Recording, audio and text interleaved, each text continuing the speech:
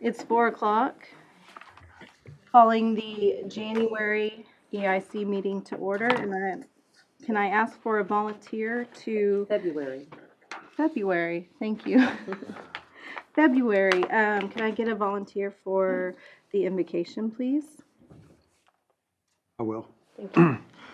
Heavenly Father, we come to you with grateful hearts. We thank you for the rain over the weekend. We thank you for the beautiful weather, and most of all, for this great community and the opportunity to serve. We just ask for your guidance and direction today as we deliberate on these important matters for EIC.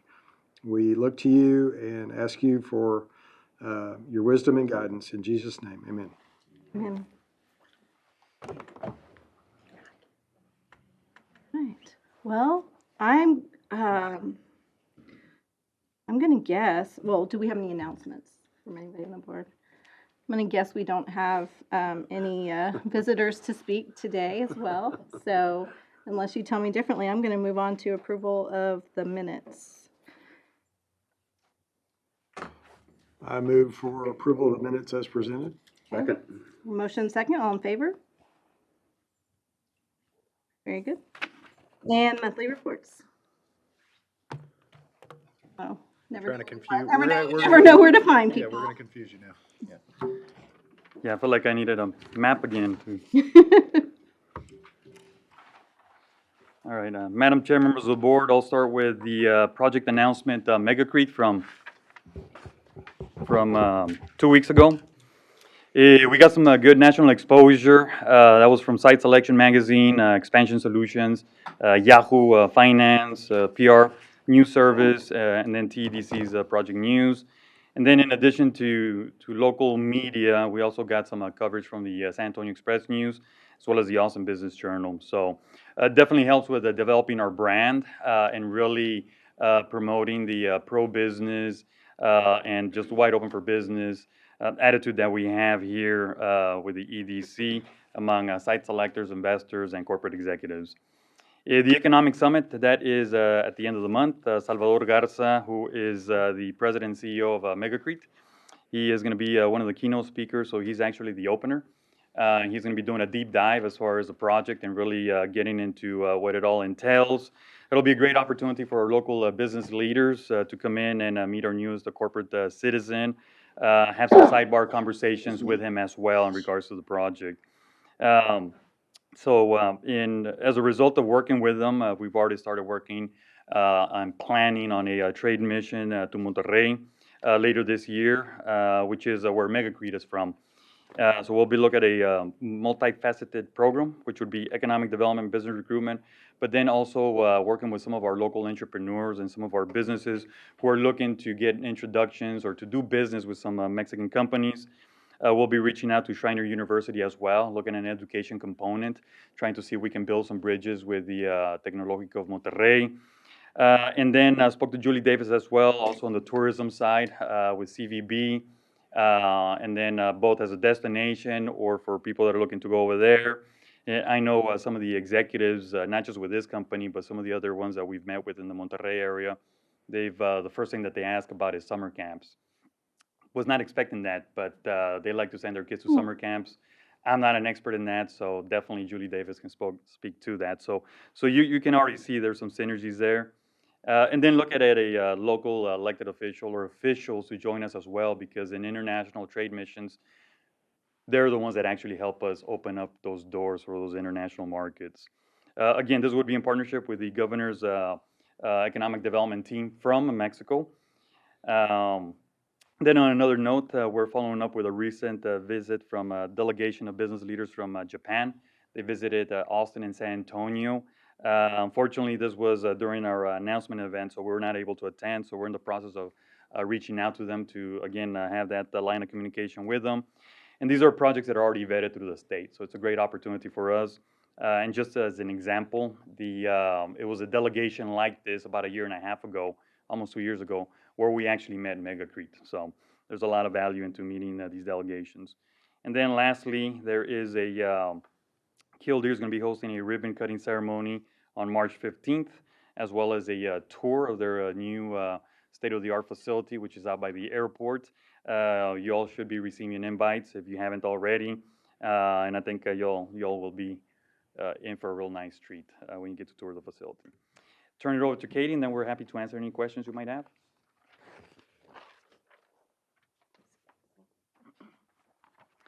Good afternoon, Madam Chair, members of the board.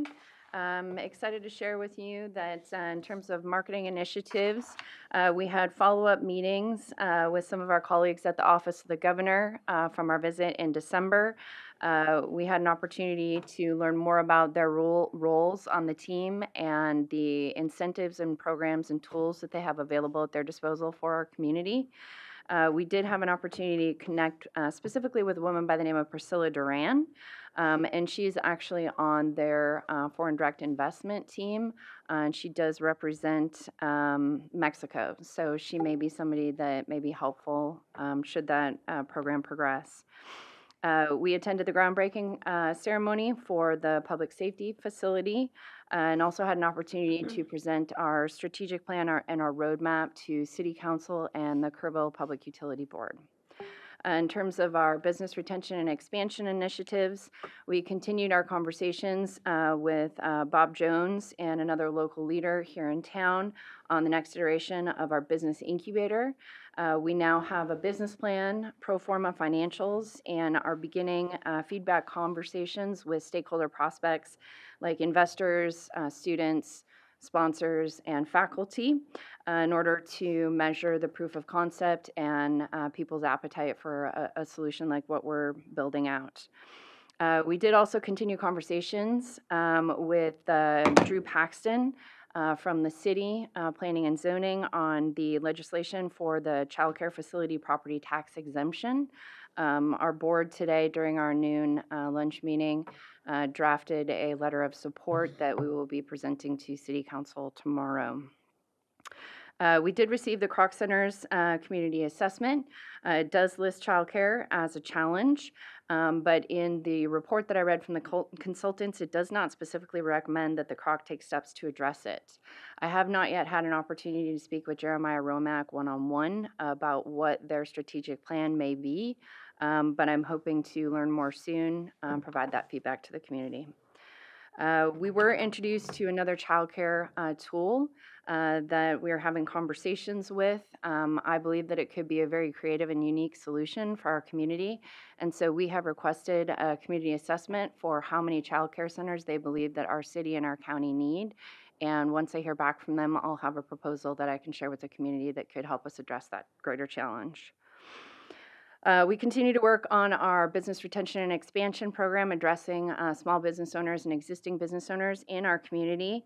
The surveys are currently being constructed, and we are assembling our library of resources to share with existing business owners.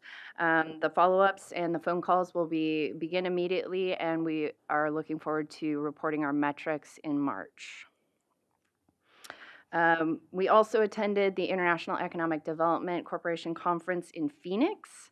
And on a lighter note, some of the highlights included facilitating a panel on foreign direct investment and supply chain logistics, riding in a driverless vehicle. We learned that Phoenix has an all-volunteer waste management staff that donated $50 million to charity last year. We got turned on to some new resources for the Business Incubator Research and Development, and learned that their Downtown Bioscience Core, the team that recruited that project, got 3 universities to share the same building. So pretty impressive. And that concludes our report, and we're happy to answer any questions. Well, I'd like to express my thanks for everything that you all did to put together the introduction to the community last week. I thought that was exceptional, and I was pleased to be invited and to be in attendance there, and I know a lot went into that, and it was just it made me very proud of our community. So thank y'all both for that. Yeah, definitely. Michael, you need to go louder. I get, yeah. No, we're very proud. Very, very proud. And did they receive that as well? Did they, I imagine they received, I hope that they felt very welcomed and well received. Yeah, so I had conversations with him before and after the event, and Zambrano got very emotional because I spoke about his dad, and that was all from the heart, right? And so he got very emotional, and then Thomas Herb was interesting. He's like, I've been X amount of years in my community up in Chicago, and nobody's ever done anything like this for me. And I'm like, don't say that too loud because we've got companies here too, right? But it's a joke, by the way. So, but the one recurring theme between both of them was that they both have they're very philanthropic families, and they said, just give us some time to get our operations up and running, and you're gonna see what we're gonna do in this community. And that's not just one family, but both families said that in separate visits. So there's more to come. I mean, it's going to be a very special project for us. Mhm. Any other questions, comments for Gil or Katie? Thank you both. All right. Thank you.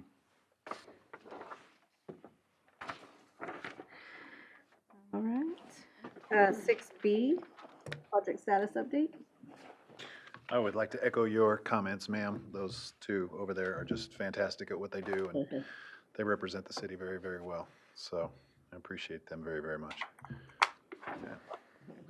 Yeah. All right, on to our projects. If y'all haven't seen on Peterson's website, they have a live feed cam of the surgery center. Not that we all necessarily need to see the live feed cam, because you can probably look out your windows and go see what it looks like, but they're just progressing and moving along. So, I think substantial completion they have on the site there is spring of this year. And so we'll hit a substantial completion point with our building department. And at that point, y'all will have the second tranche of that $800,000 will go out to them. So that money will be going out during this fiscal year, probably in May or June, I would think, something like that. Louise Hayes Park Fitness Court. Exactly. We should have class outside next time, and we can have this meeting while we all complete the circuit. I suggest that. Might shorten the meeting up a little bit. But it is complete. Thank Ashley and her team for their due diligence. Part of the delay was, and I say this in the best of ways, that they are perfectionists over there in the Parks Department. They want to get it right, and we're going to have this long-standing obligation, and if it's broken when we get it, that's a problem. And so they were very strict with them about the things that they had to get right. And so it's working. I was out there with the kids the other day. A bunch of kids were trying to vandalize it, and I got them all in line and made them all do the circuit. Oh, excellent. And so it's painful. I recommend it, but go at your own pace, which is nice because you can go at your own pace. They have lots of different levels, and it's really good exercises. So I recommend everybody go out there and use it. The downtown area streetscapes, the masonry should start within the next week or two. We were hopeful that it would be this week, but it may be next week. There's a portion of the beautification that includes wrought iron fencing. So we had a contractor, but they couldn't meet our insurance requirements. And so we are now going back out because they didn't have the type of insurance. It's a pretty small project, as you might imagine. So they're going to have to go back out and solicit some more bids. I asked Dalton if me and him could just go out and put it up ourselves, but I got to know from. Remind me where the fencing is? So if you're facing from your building and from Grape Juice, if you're looking out there, so it'll be we're going to redo the masonry, and then those gaps where that Gotcha. hedgerows are, that's going to be where that's at. Gotcha. Downtown River Trail. Gary, how are you? I'm good. How are you? I'm moving on. Smiling. We have four of the easements left to go. We have been in constant communication, back and forth, language negotiations, discussions. Everybody's back at the table. So we are going to press forward. I know there were some discussions about the merits of continuing to move forward, given how long it's taken and what we spent. So you all received an email from Trina outlining how much we've spent to date. So we're at $177,000 spent to date. We're right there. We're right up against the precipice of that. Just need to finalize those last ones. I've seen this in the past. Everybody wants to be last, and I tell them all, I'm like, y'all can't be last, you know. And Megan said something earlier. She said, well, everybody should want to be first. And I was like, that's a good one for next time. We should all want to be first. But we are working through it. Part of that challenge is that we need about 4 different stations to pour from up on top to get that concrete down. And so trying to organize where that is and to get 4 different property owners to say yes to that has been gone through some good back and forth conversations. So real appreciative of everybody that's been a part of it so far, and we are close. I will email you in Arkansas and let you know when I've gotten all the easements, and we should be moving soon. And to Michael's credit, I mean, up until this point, we've had someone contract to help acquire those easements. Yeah, Malcolm knew everybody, So, you know. I hope that we can consider that for future trails, not because you're not doing a great job, but because you have a full-time job that doesn't include that part of it. So you've been going above and beyond on that, and I just wanted to note that I hadn't mentioned that before. So Well, I thank you for appreciate that. taking that on whenever things changed. Megan and Mike have also been, dealing with me, which is not an easy task if you ask Mike privately. Thank you, Mike. And Megan. Or publicly, I guess. So from what I'm hearing, everybody's pretty optimistic that we're gonna be able to work through these final details. Yes, sir. Yes, sir. There's different considerations for each. The Welborn Trek is a good one. For example, we're going to take over the ownership of those stairs that are kind of closed. The city's going to take that back over, and we just kind of have to work out some of the particulars that are little, that are unique to that, and each one has its own kind of individual uniqueness to it. And so, yes, everybody is. They're all supportive of it, and we are getting there. Good job. I have the Cali Theater improvements on here. I don't know why. We'll talk about them later as an action item. But I will speak to the sales tax bonds projects in and of itself. So we're going to have the discussion of the 3 tonight. The other 2 will be coming to you soon. I think next month or the month after is my plan. Start with the Heart of the Hills Heritage Center. That's going to take the next 3 to 4 months for the design to get all the way to 100% completion. So we have a little time to get that. So I'm going to back that in probably 2 months before that's complete to take to y'all for the $2 million portion of that. And then I know the city manager has been in discussions with the boating center and kind of talking through some of the logistics and some new ideas. And so I think we have some really good concepts that we're going to bring back, but more to come on that. And so that I think would come in March or April. Okay. And lastly, Travis Street pump station upsizing. So Public Works Director tried to get it on the agenda for tomorrow, but it was too late in the game. We're starting a process where everybody's got to get stuff in a week and a half early, so that way we have a chance to go through it all. So that's going to be on the agenda for the 27th for City Council approval, and that's for the engineering services. Suffice to say, the entire project is completion in June of 2025.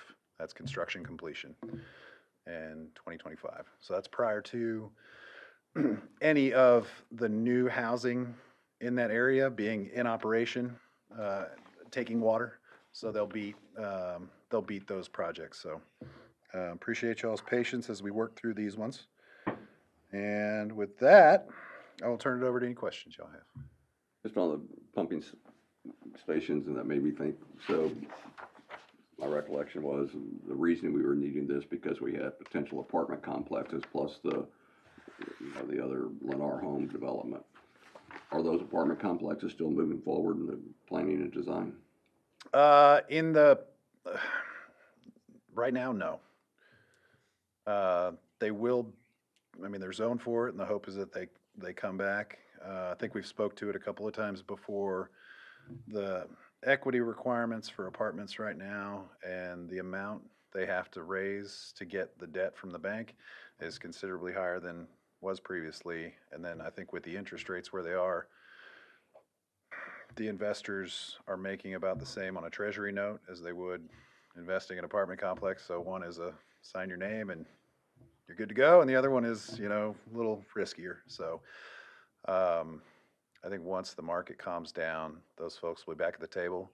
The need for that pumping ability will always be there. No, no, So, but yes, I sir. got that. I just didn't know if those projects, I hadn't heard if those projects were still on the table or if they've kind of gotten backburnered. No, So but you're saying they're backburnered basically now. if and when those folks come back to the table, there's your incentive. Is the EIC already incentivized you to the tune of you now have capacity to pump?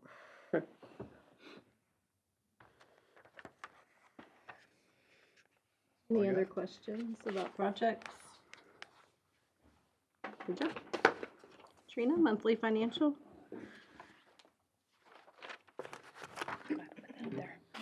Alrighty, good afternoon. How's everybody?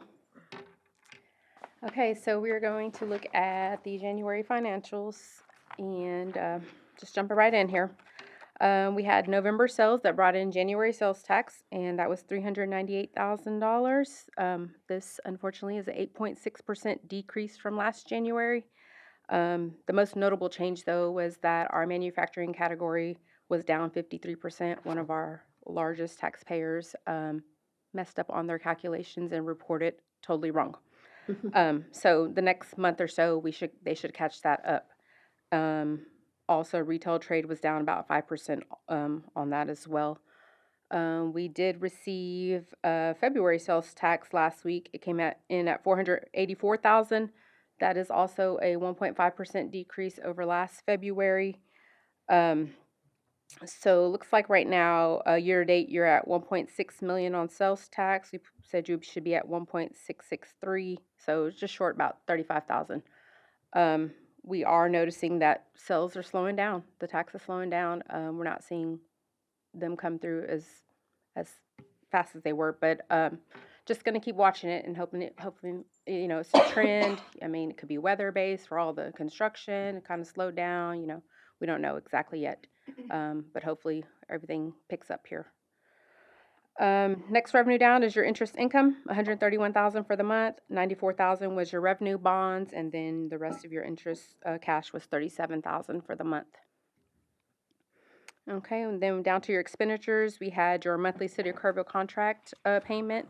Your second quarter to KEDC came out for $85,000, and then your monthly debt transfer. We did add in the 2023 revenue bonds to that monthly debt transfer, and actually messed up. I had started those transferring out in January. They should have been December, so backtracked a little bit. So $367,000 we've transferred out for that two months payment so far.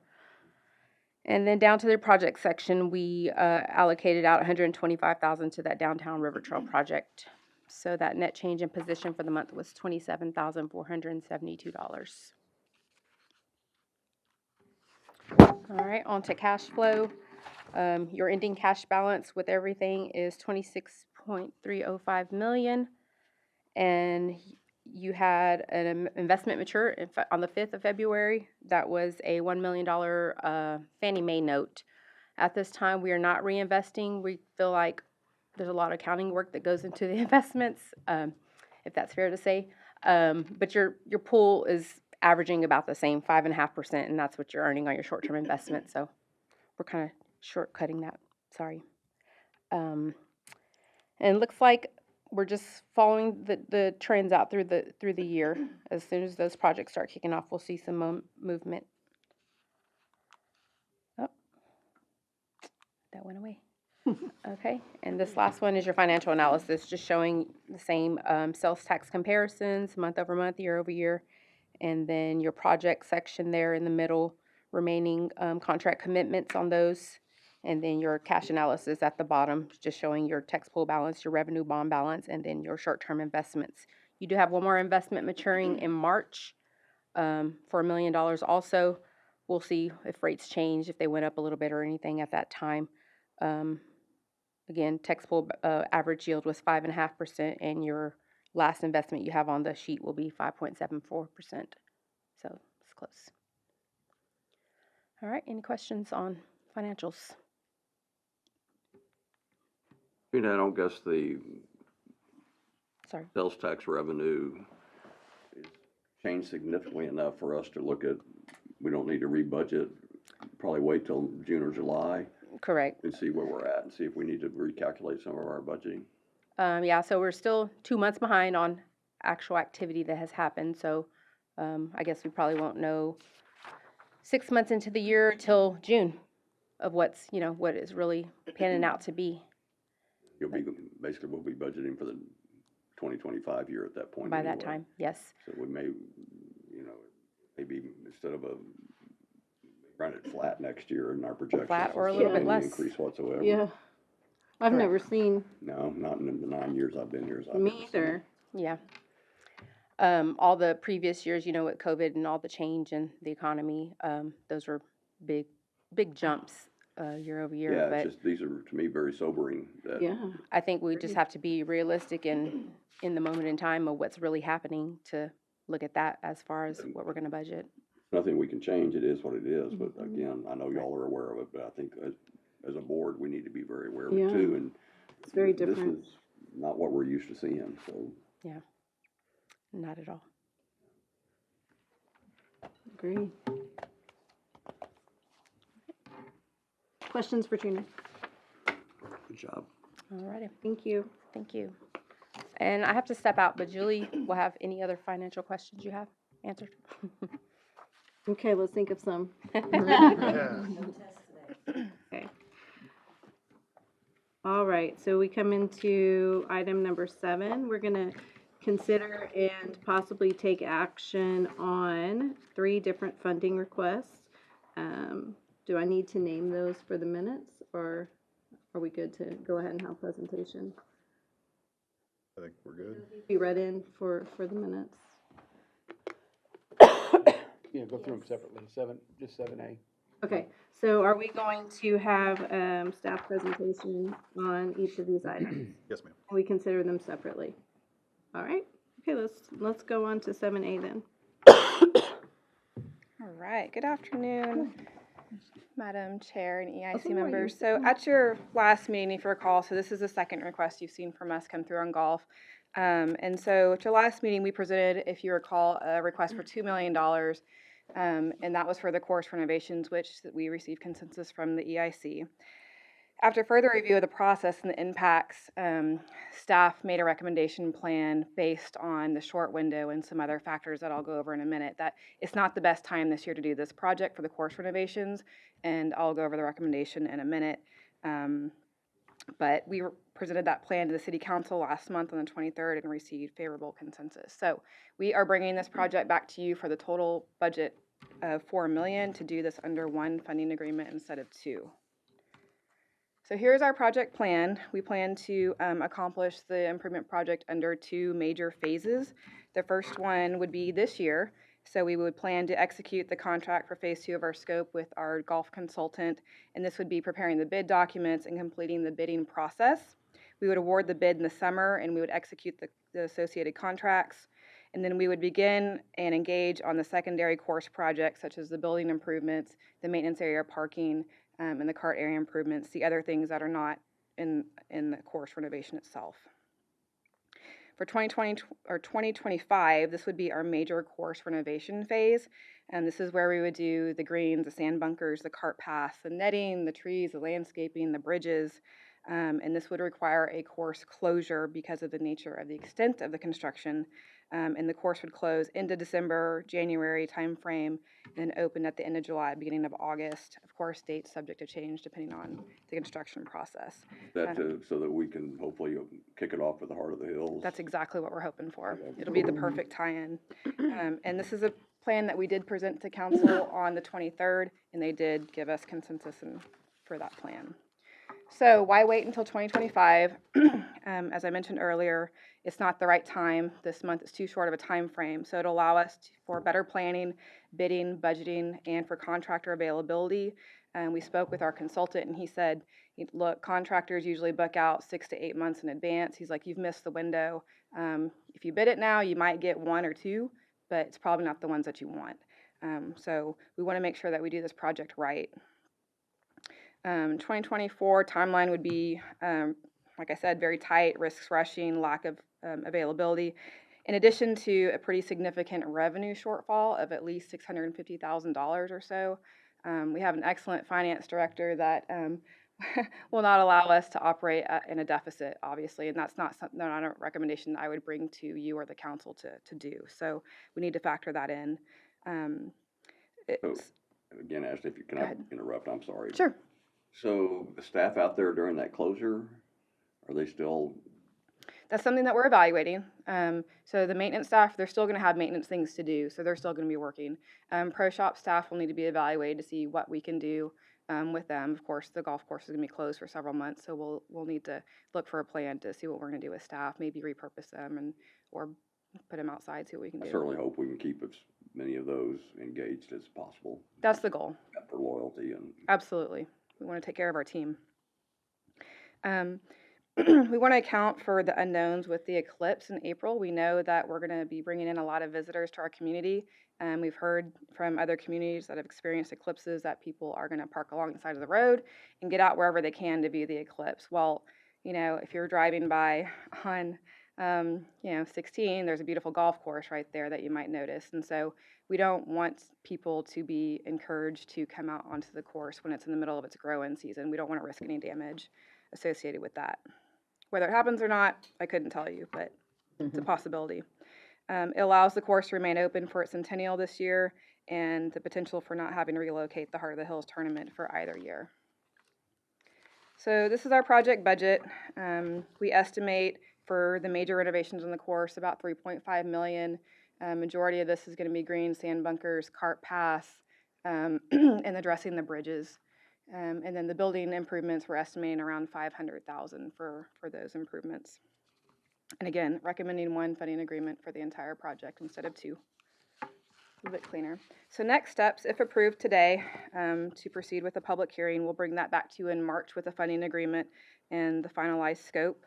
We'll take it to council in March for their final consideration and approval. We'll bid it in the spring, we'll award in the summer, and then the course will close December, January timeframe and open back in summer for the Heart of the Hills is our goal. So our recommendation is approval of the funding request in the amount of $4 million as presented, and I'm happy to answer any other questions you might have. Well, actually, I think this feels more like a master plan than a hurry up and see what we can do real quick right away, and that seems to be the more prudent route. So I think this is a good plan. much happier. Yeah, I feel much more confident in going forward this way. As y'all know, last meeting, we considered and voted on a public hearing for this in the amount of $2 million, but that was never noticed. So we don't have to do anything other than decide if we want to call a public hearing for this item. Is that our action, Mr. Hayes? Okay, so we're considering whether we want to call a public hearing for improvements to the golf facilities in the amount not to exceed $4 million. So if there are no... I have a question. Uh-huh. So, we have to have a public hearing? Yes. So that has to happen, okay. So if you look, yes, and if you look at this agenda, I think I like personally what the staff is recommending, which is that we're gonna potentially call 3 public hearings for next meeting so that we can go ahead and let the planning continue and not have to come back whenever something is ready and then call a public hearing. Right. So we can take care of that hopefully in one meeting. So I'll make a motion that we set a public hearing to address the funding application for the $4 million for the renovation of Scott Shriner Golf Course on March the 18th. okay, motion and second, all in favor? It's unanimous. Thank you. Thank you. 7B, this is the consideration of a funding application for up to $4 million for the Callow Theater. I like this. We're gonna keep making, I wanna do this tomorrow too. Every other item is gonna be this way and then that way. Okay, cool. So, right. So again, this is one of the projects that was considered in the quality of life bond that you all approved. And yeah, to your point of, do we have to have a public hearing? It's been a good question, and with the advice of the bond council and the advice of the city attorney is, go through your process and do all those steps, and that way when somebody questions it all down the road, we've done all the things. So. The improvements at the theater are the roof system, the HVAC system, and the renovations interior to the building that have been affected by both of those things. Deficiencies in the roof have caused issues on the walls, and then the ductwork on the inside of it. The vast majority of the project is to be the roof system and the HVAC units and the interior portions. Really is a little bit of stuff on the side of the walls of the theater, the flooring on the actual theater floor been affected by some of those leaks. So how's that process going to go? In the same vein, we are the owner. Playhouse 2000 is the tenant. We have an issue we have to fix. Our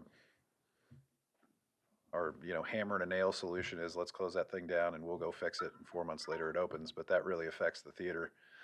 And so they plan out 6, 8, 12, 18 months ahead for a lot of the people who are going to come be a part of the theater. And talking with Jeffrey at Playhouse 2000, he said, really the biggest challenge is getting through the summer. Getting through the winter is a little bit easier. So they have their fall calendar that starts in October and runs up until March. And so we made a deal. We said, well, this money is to fix a problem, a capital problem, not to repair an issue. That's a maintenance issue. That's a city side, and those funds are allocated for that. You all are funding the renovations that are going to be kind of the permanent fix, or the next 20-year fix. And so we said, if y'all can make it till March 25, then we'll start in March, be shut down until at the latest August. We would hope a little bit earlier, but just for the sake of the discussion and for everybody's expectations, expect it to go till August. And Playhouse was agreeable to that, amenable to that. And so we said, if it breaks earlier, and we all hope it doesn't, but if it breaks earlier, we would have construction plans in place. We would have bids in place. We could pre-order some of this stuff, and we could get going a little bit earlier if it necessitated it. So if they had an expense that was a 6-figure expense that happened, we'd be hard pressed as a city to go, okay, well, let's duct tape that before we do this $4 million renovation. So there's a little bit of hope, a little bit of prayer to get through this season, and kind of duct tape stuff until we do the full repair. But that's kind of the plan that we all agreed to. So we are finalizing, let me get here. So between March and May, really, we'd be finalizing the design, start doing the bids, start doing the awards. We're going to see if some of those big HVAC units, if it's better for us to procure those earlier, stage them somewhere, and we'd have to mobilize them twice. But the cost difference in 2024 prices versus 2025 prices, and we're still trying to figure out the lead times on some of these items. So we'll talk that through with Peter Lewis and his team on kind of best course of action for us to, best time to buy, I guess. So we would be asking the same thing that we were asking of golf. We hold a public hearing on the 18th and then go back to council on the 26th. And then this one and the next one, they're kind of out of y'all's court and into, project status update. And we wouldn't have to come back to y'all for that. So construction would end very latest August of 25. And the staff recommendation is for the full ask. Our plan and our hope is that each one of these things comes in under that. And then what you all have approved is a sales tax bond not to exceed $20 million with miscellaneous park projects in there. So staff, in conjunction with the Parks Board and City Council ratification, will have a list of projects that probably won't need a whole lot of engineering because of the lead time. So when we get into this, imagine we're kind of spring of '25, right? And we're like, okay, well, this project cost X and you budgeted this. Now we have this delta and you have funds to expend. We're not gonna wanna have to go engineer a project because that'll take 12 months. So we've talked with staff about, park improvements that are, that we can bring to you all and bring to the council that are kind of just purchase and turnkey, that we won't have to do a whole lot of engineering on. Does that make sense? Yeah, okay. And with that, I will turn it over for questions. I'm really having a Monday today, by the way. Are we adjourned? Yeah, that's what I thought too. It's like, whoa. It doesn't sound like we have any questions. We just, I'll move to, approve the 4 million for the Calou Theater recommendations. A public hearing. to call public hearing. Yeah, Mhm. yes, Mhm. that's what I am moving. Okay, that's understood. All right, we have a motion on the floor, second? Second. And a second, all in favor? Back this way. 7C, we're considering a funding application for $7 million for renovations to the Olympic pool. Michael, was that a mic drop you did? That was, I did, apparently.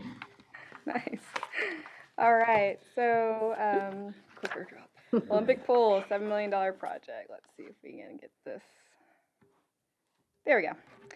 Okay, so again, this is one of the quality of life projects that was included in your bond package. Improvements to the pool include modifying it to an outdoor competition pool. And building improvements, the project would require the pool to be closed in 2025 due to the extent of the project. And then once this project is complete, there will be an anticipated phasing period for it to be year-round. We're not going to jump in 2026 and all of a sudden have a year-round facility. We're not going to be ready for that. We've got to phase it with staffing and with budgeting. So again, project budget was $7 million and the funding request is $7 million. So part of this budget, the scope will be several items. Essentially, there's going to be a new entrance, a new first aid room, a new mechanical room, and renovation of the existing pump room, and that also includes heating the pool. There'll be new pool equipment, storage, and chemical rooms, renovation of existing building to upgrade to modern building code and ADA.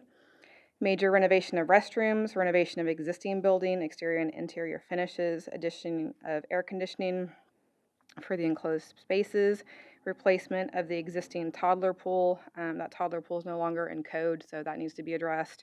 Replace all of the existing pool decking, addition of 2 bulkheads, which you see in the picture there. Those are the 2 things that are in the pool. That allows for the competitive swim for the 25 yards. Replacing diving stands, adding spectator seating, including event sound system and shade structures, replacement of the pool recirculation piping, update the existing pool interior finishes, and a monument sign. So this is all the same. Nothing has changed from the original request. So again, next steps, same as the other 2 projects, hold a public hearing and approval of the funding agreement at your next meeting, take it to City Council. In the spring through the end of 2024 will be the design, bid, and award phase, and then 2025 will be construction phase, and then we'll open it up in spring 2026 within a couple of months to allow for contingency, to allow for our summer operations beginning in May, Memorial Day weekend. Actually, just remind me, I know you've told us before, we're actually tearing the bottom of this pool out.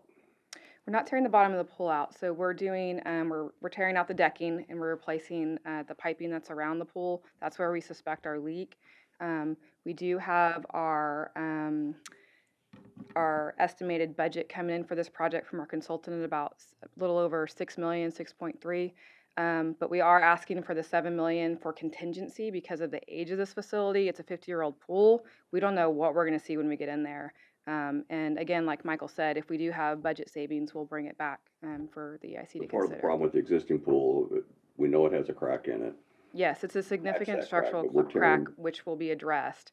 They're gonna tear that plaster out or whatever and replaster it, or? Correct, yes. Yeah, we'll have to, So that will fix the crack is what I'm. we're gonna fix the crack as a part of the project too. And so staff recommends approval of the funding request in the amount of 7 million, and happy to answer any other questions. So is the pool house, the restrooms and that, is that all going to be torn down? Is it gonna just, so it'll whole new It's gonna be a major renovation. major Yeah. renovation of that? And then will there, I see, there's gonna be some stadium seating for watching competition Yes. there. And so that's actually expanded, right? It's gonna be bigger than what you have currently? Or is it gonna be the What same is? footprint, the building? The building, it's gonna be the same footprint. So the building to the very right, the blue blocks, Mm-hmm. that is gonna be the new pump room. Oh, I see. New chemical room, storage rooms next to that. The building to the far left in blue, that's gonna be a new locker room, restroom building. So that'll be a new building. And then everything in white in the middle is gonna be is the existing building and existing restrooms, and I'll have a complete renovation. Good. It Well, I know, needs it. I know nothing about pools, but I remember when I toured that facility, I thought that pump room looked like it looked like it was 50 years old. Yeah. Yeah, it looked like it could go at any time, so I'm glad we're able Hanging to. on by bubble do gum it. and duct tape. Mhm. And one other question, will you still be able to have 50-meter competition with the bulkheads in there? No, that will not allow for 50-meter swim because of the bulkheads. They're movable. You can move them to the ends of either end of the pool, but it takes away a little bit of space. So, but the 25-yard is and 25 meters is what we're seeing collegiate and high school swimming. That's what they requested. Yeah, it's more. Yeah. Use more. And then, do you know if you're going to expand the number of lanes? Because you could put in 8 lanes. We're not expanding the width of the pool. Yeah. I mean, I just know if you're gonna have the lanes slightly smaller, but more of them. No, it's No. going to stay the same size. Yeah. All right. Any other questions? Okay. Thank you very much. Thank you. All right, so we're doing the same thing. We're considering a motion to call a public hearing, approving a motion to call a public hearing for the Olympic pool improvements in an amount not to exceed $7 million. Do I have a motion So moved. and a second? Second. All right, all in favor? So moved to No, it's good. It's all good. All right. I don't know if I said that right either, but hopefully the minutes will reflect it. Okay. All right. We do have an item eligible for executive session. My understanding is that we were considering having a funding agreement to look at, but It won't be on the agenda. It should have been removed, but it was kind of, late in that. Right. And forgot to get it off of there. So Habitat's going to come back next month. Their attorney wanted some time to review the language that we had placed in there before they said yes. So if we have a funding agreement before us next month, is that going to be something we consider approving at the next meeting? Or is it going to be something we look at in executive session and, No, we'll get it to you. Hopefully, the hope is that we get it to you within, a week or two, so you have a chance to review it. And you'd be approving it okay. that evening. But it would be eligible for executive session next month? Yes. If we still wanted to do, okay. They all will be. And does something like that require a public hearing as well? Already had it. So this Okay, I is know we now had just, that, this yeah. is now just the mechanics of how details. we're gonna spend those dollars. I don't know if we have a public hearing on all this. We stuff, have a lot though, of too. public hearings, we do. Trust me, you have only as many as you're required to. Right, I know. I try to keep it down as much as I can, Oh, but that's good. We're doing it the right way, and that's important.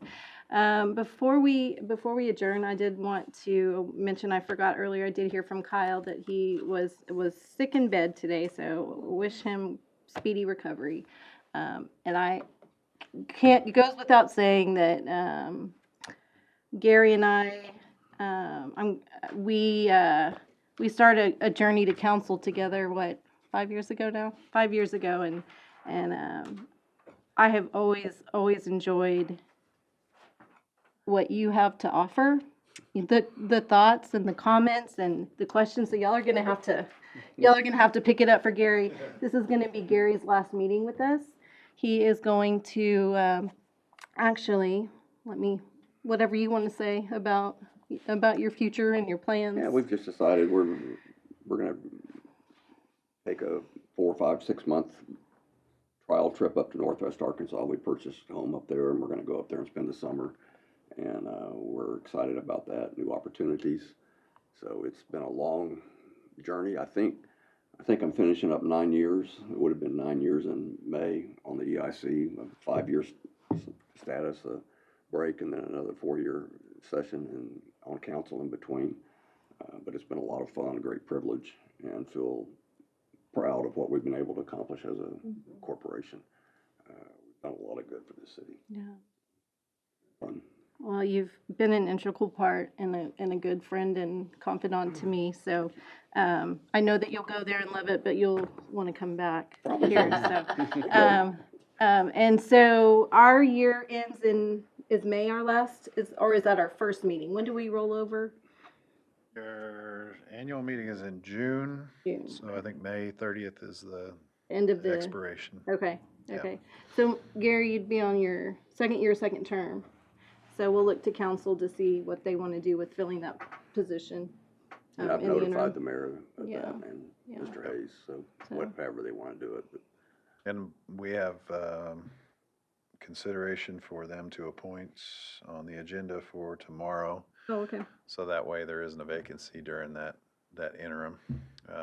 However, hard to fill that chair.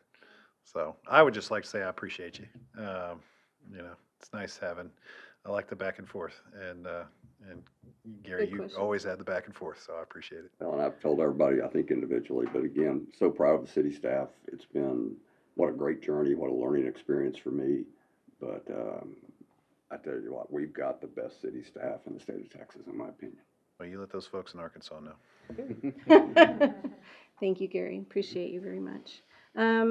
Any items for future agendas? All right, we made it in under an hour, first time in a while, 4:52. We are adjourned. Good job. Good job. Thank you, Gary, for your service to Kerrville. Yes. Thank you.